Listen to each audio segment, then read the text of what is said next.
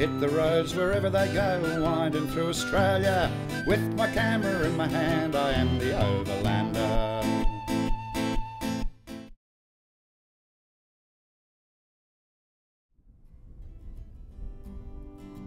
From Sydney I head up the coast towards Coffs Harbour, a beautiful location where rainforest meets the sea. The great thing about travelling the East Coast is that you can pull in off the highway at any number of small towns and find your own little piece of paradise.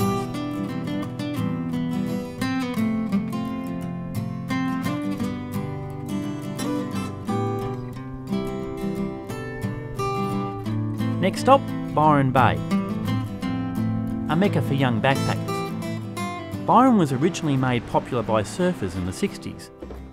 Then came the hippies, and now it's full of well-heeled baby boomers, who I suppose are really just the original surfers and hippies, with a bit more cash. Anyway, Byron still has an alternative vibe to it, and with its sheltered beach, really has been blessed with natural beauty.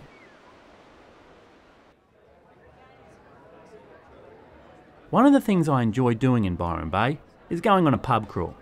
It has 3 pubs all within staggering distance.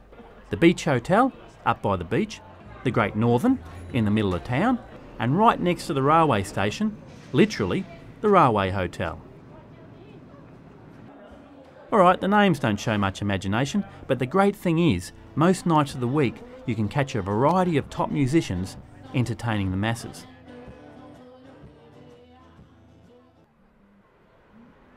Byron Bay is home to many creative people, from artists to filmmakers, so I decided to interview John Dahlsen, an artist who puts a different spin on beachcombing.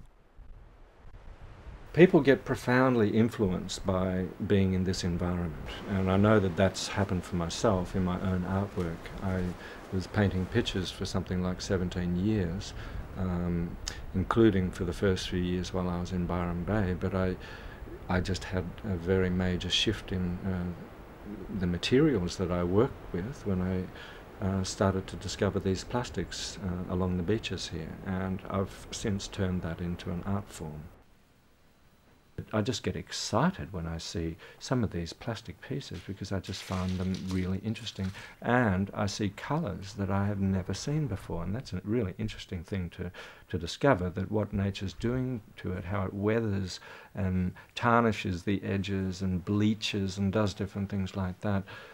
I've certainly seen colours that I've never seen before, and that's coming from a painter of 17 years experience working with a palette where you can make up any colour you like. This region, the Shire of Byron Bay, has as its population the largest amount of university graduate, standard graduates outside of any major city in Australia. I feel that the reason why Byron Bay attracts so many people who are artistic and also intelligent to the area is just the location, the pure location, the nature here. It's a very high energy, it's renowned as being in a high energy field area, in that it's situated where some of the magnetic ley lines are crossing under the earth.